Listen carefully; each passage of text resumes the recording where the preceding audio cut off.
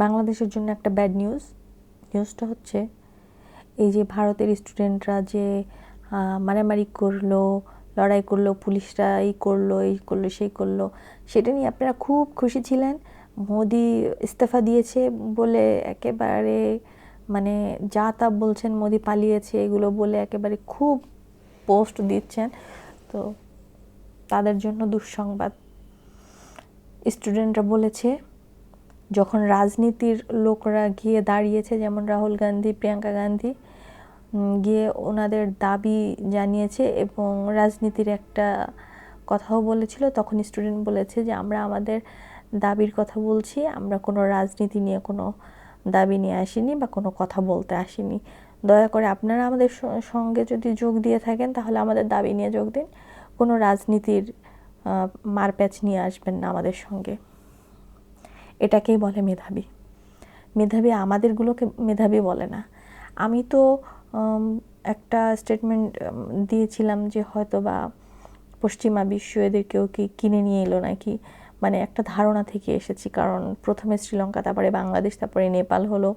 স্টুডেন্টরা স্টুডেন্টও করছে কিনা আমার সঠিক মনে হলো, তো ওই দেশের জনগণ করছে এটা জানি, কিন্তু বাংলাদেশে হলো, তারপরে সে নেপাল হলো, সেম ক্যাটাগরি স্টুডেন্টরা এরকম করছে।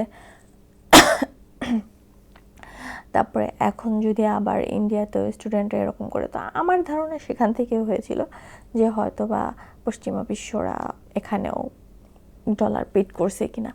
তো যাই হোক, যখন শুনলাম স্টুডেন্ট এই কথা বলেছে তখন মনে হলো যে না, পশ্চিমা বিশ্ব কিনতে পারেনি ওদের।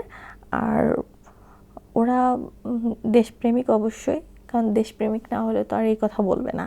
কারণ রাজনীতির কোনো কথাবার্তা নিয়ে যদি আসে এগুলো বলতে, এই সময় যদি কোনো সরকারের ব্যর্থতা দাবি করে, কোনো সরকারের ব্যর্থতা অতটুকু আছে যেহেতু মেডিকেল প্রশ্ন ফাঁস হয়েছে, মেডিকেল স্টুডেন্টরা এসেছে তাদের দাবি নিয়ে, সেটা তাদের ন্যায্য অধিকার, এটা তারা দাবি করতেই পারে।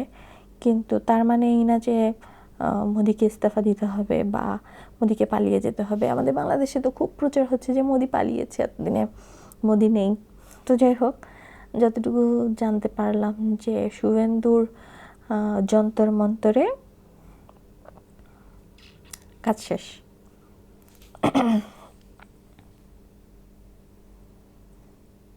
শুভেন্দুর যন্তর মন্তরে কাজ শেষ হয়ে গিয়েছে, কেউ আর আগাইতে পারে নাই, আর মোদিরও করতে হয় নাই, ইস্তফা দিতে হয় নাই। যাই হোক, নরেন্দ্র মোদি হোক বা কংগ্রেস হোক, তোমরা যারা বাঙালিরা বলেছিলা, মানে খুশি হয়েছিলা যদি মোদি নাও থাকতো, যদি কংগ্রেসও থাকতো, তাও তোমাদের খুশি হয়ে কোনো লাভ নাই গো।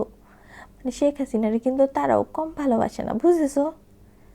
কাজেই কোনো আশা করে লাভ নাই, শেখ হাসিনা আসবেই বাংলাদেশে, তোমরা যতই বলো না কেন। এই যে এখন শুনলাম পশ্চিমা বিশ্বেরই কেউ একজন মানে চাপ দিয়েছে আগামী 1 সপ্তাহের মধ্যে শেখ হাসিনাকে বাংলাদেশে বসাতে হবে, নইলে সৈন্যবাহিনীরা, অন্য দেশের সৈনিকরা এসে বসবে। কি বুঝলাম অনুরা? তোমাদের তো পাড়া ভাতে ছাই পড়েছে, এখন বসে বসে আঙ্গুল চুষো। তবে হ্যাঁ, ভারতের স্টুডেন্টদেরকে সত্যি মেধাবী বলতে হবে এবং গর্বের সাথে বলতে হবে যে তোমরা নিজের দেশটাকে আগে দেখেছো, দেশের শান্তিটাকে আগে দেখেছো। তোমাদের যে দাবি এটা তোমরা অবশ্যই করবা, এটা আমরাও মানি, এটা তো অবশ্যই দরকার ঠিক হওয়া। কি করে মেন জায়গা থেকে প্রশ্ন ফাঁস হয়, এটা আমাদের বাংলাদেশেও হয়েছিল, বিসিএসের প্রশ্ন ফাঁস হয়েছিল, সেখান থেকে আর কি গণ্ডগোলের শুরুটা হয়েছিল। তো সেই সূত্র ধরে যখন হয়েছে তখন তো আমরা তো একটু তোমাদেরকে নিয়ে একটু উল্টাপাল্টা ভাবতেই পারি, সরি তার জন্য। যেহেতু বলেছো যে না, তোমরা ওগুলো কিছু চাও না, তোমরা শুধু তোমাদের দাবি দাবা পূরণ করতে চাও, ন্যায্য দাবি, ইনশাল্লাহ তোমাদের দাবিগুলো পূরণ হবে এবং তোমরা আগামীতে ভালো ডাক্তার হও, দোয়া করি। আর দেশের সেবা করো, মানব সেবা করো, এটাই হচ্ছে মানবতার ধর্ম। ধর্ম নিয়ে তো আরও অনেক কিছু বলার প্রয়োজন, মোদি সাহেবকে বলতাম, কিন্তু মোদি সাহেব এখন এক কথার ভিতরে আরেক কথা বলবো না, আমি আপনাদেরকে আরেকদিন বুঝাবো ধর্ম নিয়ে কথা। কারণ এই যে ইসলাম বিদ্বেষ আর হিন্দুত্ববাদ এগুলো নিয়ে আর কি ঝামেলা হচ্ছে, আপনার দেশেও আছে, আমাদের বাংলাদেশেও আছে, আমাদের বাংলাদেশে আছে। তবে আমরা কিন্তু বেশিরভাগই হিন্দু মুসলিম মিলেমিশে আছে, আমাদের কিন্তু ওরকম কোনো নাই। আপনাদের কিছু উগ্র হিন্দুত্ববাদ আছে দেখেছি। আপনার মনে হয় রাজ্যে এগুলো ঠিক করা উচিত, হিন্দু মুসলিম নিয়ে যে একটা বিরোধ আছে ওইটা ঠিক করা উচিত, কারণ মানবতাই হচ্ছে আসল ধর্ম।